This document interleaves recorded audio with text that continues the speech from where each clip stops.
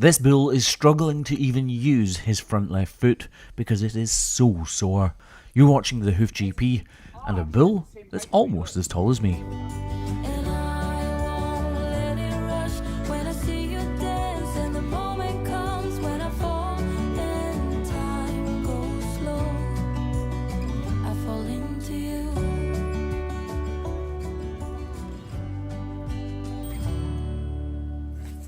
So we were called out to this local farm because this huge Charlie bull had gone incredibly lame on his front left foot.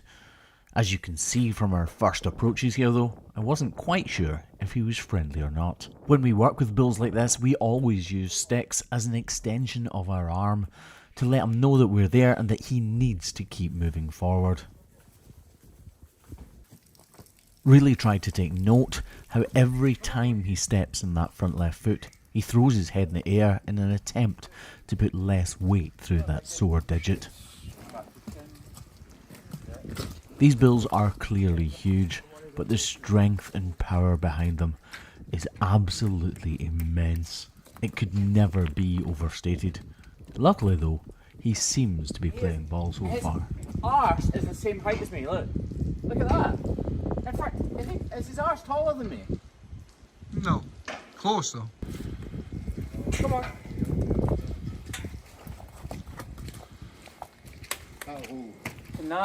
Can you undo this string or no really? Or will it not come round anyway? I know, the whole thing is swinging. There you go. Luckily for us, the farmer does have good handling facilities, but that being said, this bull is really going to need to work with us. Come on, big boy.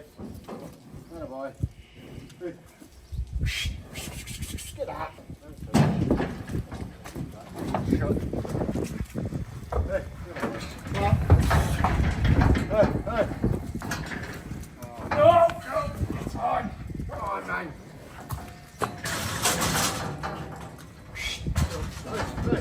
Go, big boy. Finally, he decides he's headed in the right direction, and I need to be as quick as I possibly can be to shut the gates behind him.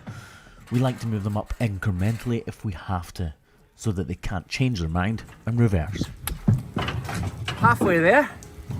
He is colossal, like height-wise. Usually bulls are just wide, but he is so tall. He's the kind of bull that Kev could go up on.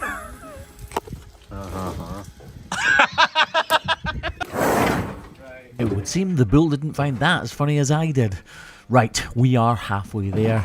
Just the matter of getting him into the crush and actually keeping him there, so that we can get his feet into the air and hopefully alleviate some of this pain for him.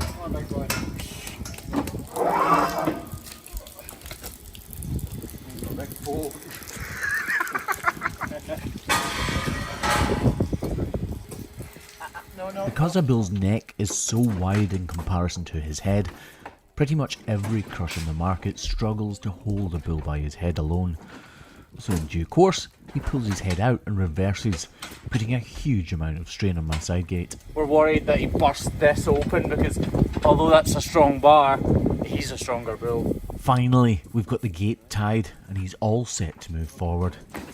And doesn't he do it beautifully? We now have him restrained, but he's such a colossal bull and incredibly long that we're actually struggling to get his bum into the back of the crush. This is one of the very few times that we struggle to fit an animal into this machine. He's lame on this front left foot and I'm worried because he's so long that some problem might arise, so we're just going to lift his back feet so that we're safe and then trim the front foot as quickly as we can.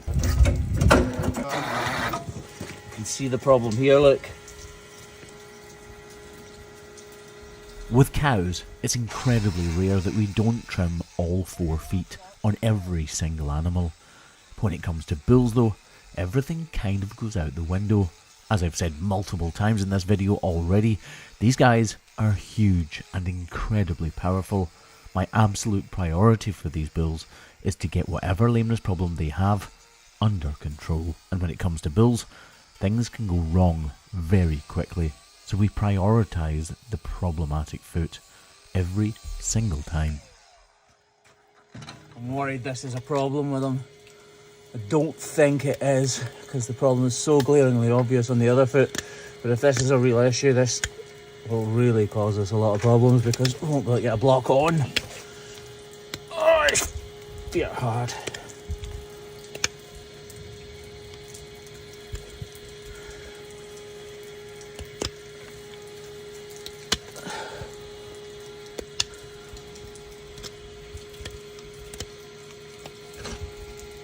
Try and take this top bit out here. The rest of it's come to nothing. Yes, so that's come to nothing, but this could be an issue. I can smell it. Okay. I'm not going to dig any deeper than that. It's not a real problem. It was a bit of an issue, but this other foot is much, much worse. Now that I know I can get a block onto this inner claw, that becomes the new priority. If everything else went wrong and we had the block in position and had to let him go, we would have provided some pain relief. It wouldn't be fantastic, but it would be the best of a bad situation. Right, with that block in place and the glue drying nicely, it's time for us to try to unveil the true extent of the problem. I know that something is happening in behind the wall hoof horn, because it's burst out the top of his foot at the front, so very obviously. I'm wondering if this little black dot could be where the problem is. You can clearly see it's up on his hairline at the top of his foot, but sometimes these can link all the way up, and this could have been where the problem actually started from. Kind of hoping, to be honest, for a big pus release, because that way I know I'll have helped a huge amount. Otherwise, oh, come on, there was something there. Oh, that stinks. Oh, this is good news though. This is really good. I'd actually thought this wouldn't come to that much. Just shows you that investigating these things is really worthwhile. No wonder he's so sore. Look at that. Ouch. Let me tell you, it takes something for a bull this size to show the amount of pain that he was showing on the way in. But that is obviously what is causing it. Right, we're going to reduce the entire size of this sole because I think this is completely underrun. I can definitely see some cracking going up in there. By the way, look at this. In with the raw hands today. Beautiful. I am truly relieved to have found the root cause of this problem. It means that I know I've done something good for this bull and that he can move forward in a positive way. The only problem now is that he seems to be slumping forward on the head gate and starting to go down.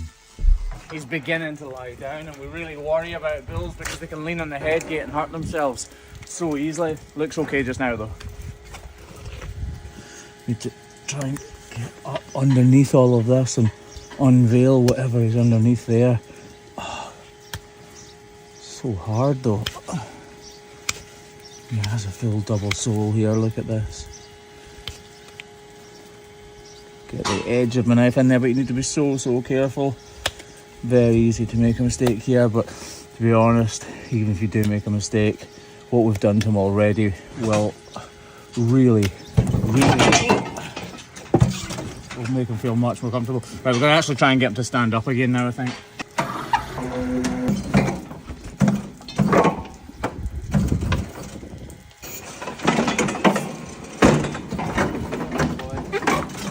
I just really didn't like the way he was slumping down on that belly band.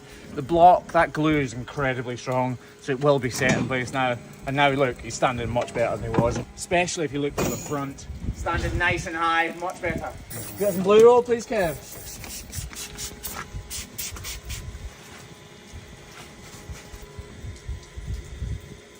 Right, come on. Well, you can see it all lifting away. That's why I was keen to get his foot back in the air, even though we had to put him down and reset there. All of this peeling away. It's good news for him because he was so sore. Like, there's even more stuff coming out.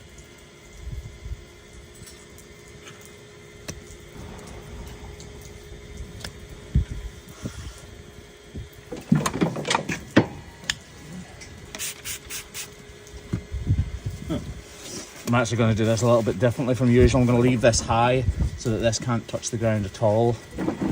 should allow it to firm up. Opening up this cavity and allowing the area to completely drain will be absolutely crucial in him overcoming this painful episode.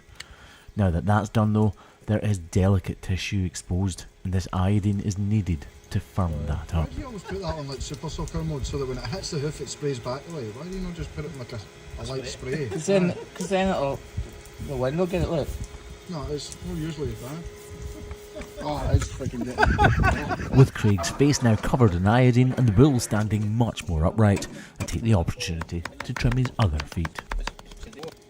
Here I smacked it off something.